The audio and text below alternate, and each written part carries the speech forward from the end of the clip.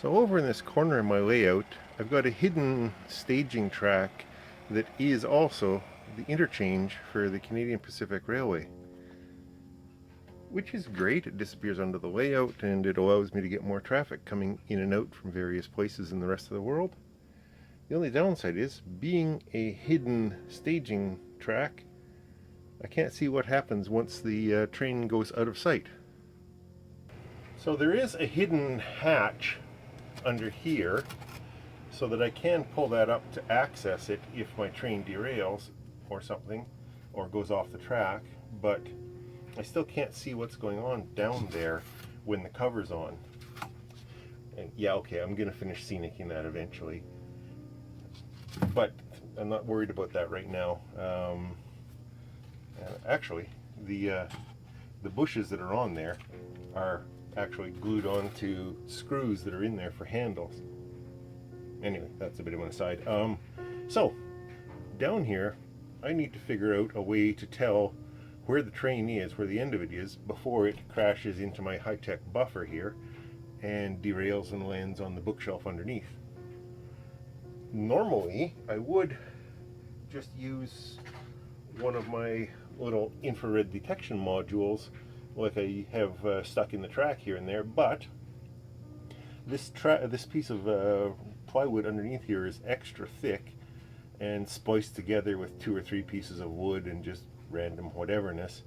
So it's about that thick and I don't really want to drill through it and do this. So I'm going to try a slightly different method. Don't know if it's going to work or not. You'll have to stick around to find out, I guess.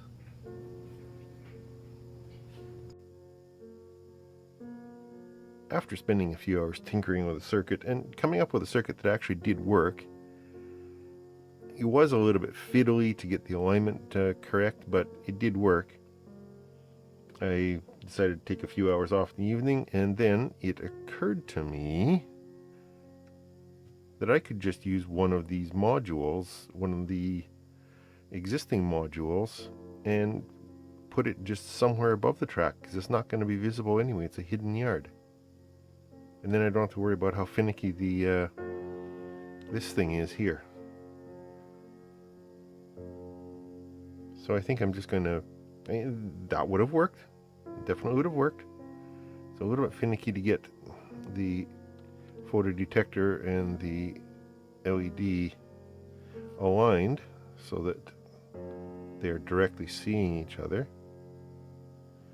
but it's possible. But the reflective version is so much easier to set up, and they're cheap and I got a bunch of them, so why wouldn't I? So I have 5 volts going to the anode side of the LED and to here. I have ground just coming straight from the power supply ground and out going through the resistor to the cathode side of there. So nothing indicated here. When I bring something in, that's what I want. That's exactly what I want. Okay. Now then I just have to duplicate that, not on the breadboard, but on the end of my wire here. Okay, I've got my wiring harness built. So I've got a 3-pin connector there, 3 wires going back, splitting off to power and ground. Right now just temporarily coming out of my little power supply, which is set to 5 volts. And then the power wire and signal wire going into this little 2-pin block, or 2-conductor block. I just noticed it's marked live and neutral. I don't care, I'm not using it for power, for AC power. Anyway, so signal and 5 volts goes through here to the LED, which is in a little bezel, so that it just goes on like that, and then it pushes through the hole that I'm going to drill to mount it. So when I turn this on, so we get the power LED here. When something like an errant train comes into the view of this thing, the bright orange warning LED comes on. Nice and simple. Okay, let's install it.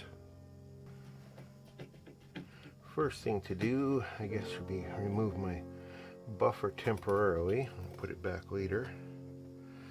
And then I've taken the module and mounted it on one of these little standoff feet that I got in a mail bag a while back, using a plastic M3 screw in the top and just a little Phillips screw down there to hold it in place. I'll kind of line it up like that and run it down. That's mostly going into the cork. I might need a longer screw.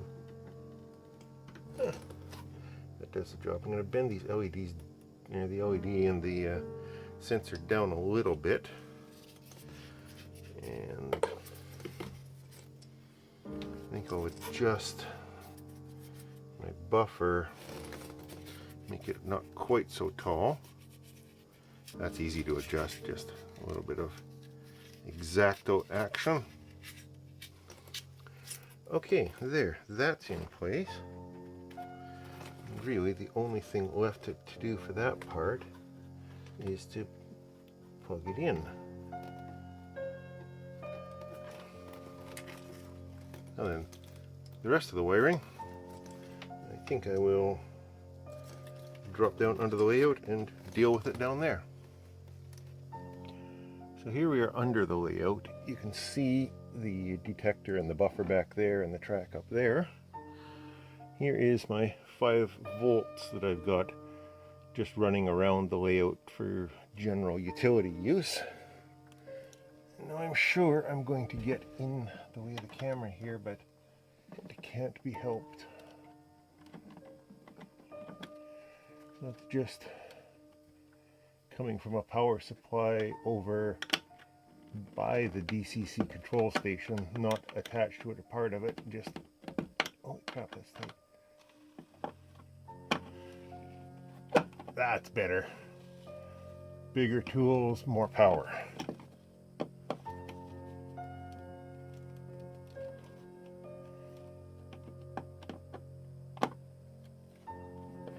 As I was saying, this is just coming from a random power supply that's located over by the DCC command station. It's not part of it, it's just an additional power supply that I happen to have.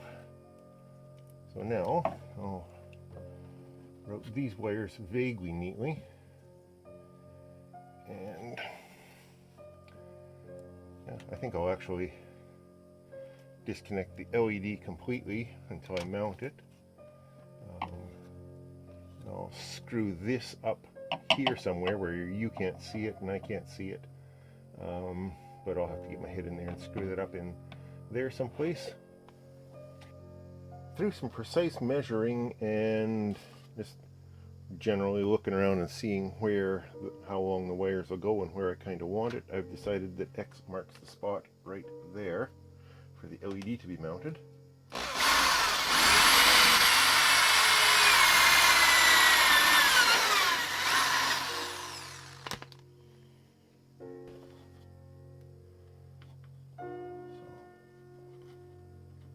Bezel into the hole.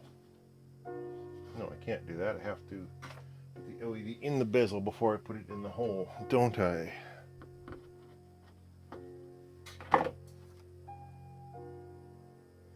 Yes, because that locks onto the LED. Okay,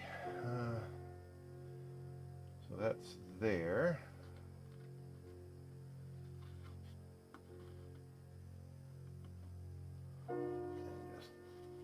Squeeze and press fit that into the hole. So with the LED in the bezel, it doesn't squeeze down as easily, but it grips on. There. That look like a little indicator light? Okay. Now I just have to go under and hook these up to my little terminal block that I screwed in there. There's the LED's terminal block. And again, I'm sure I'm going to block the camera with my big hands here, but it can't be helped.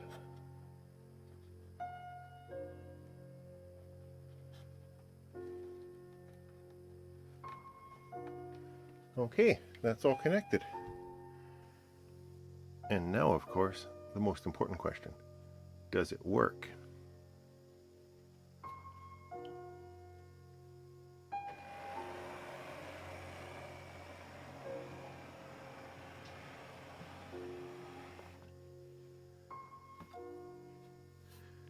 Yes, it does.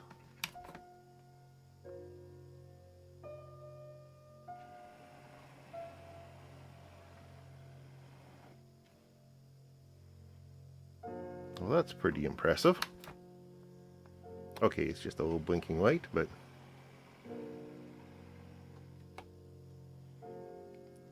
I think that's pretty good. Simple little project. I know I tried to overcomplicate it at the first, but it turned out to be much more simple than I thought. That's not my permanent fascia either, that's just the structural lumber of the layout that this is put into. But eventually, I'm going to put a fascia on made out of masonite, probably, which is fairly standard and traditional.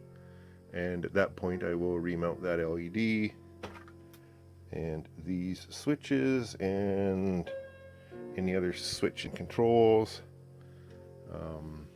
programming control or programming track control, the LocoNet connectors, all that stuff will eventually get remounted onto actually a piece of fascia that looks very much like this, only that carries on all the way around the layout.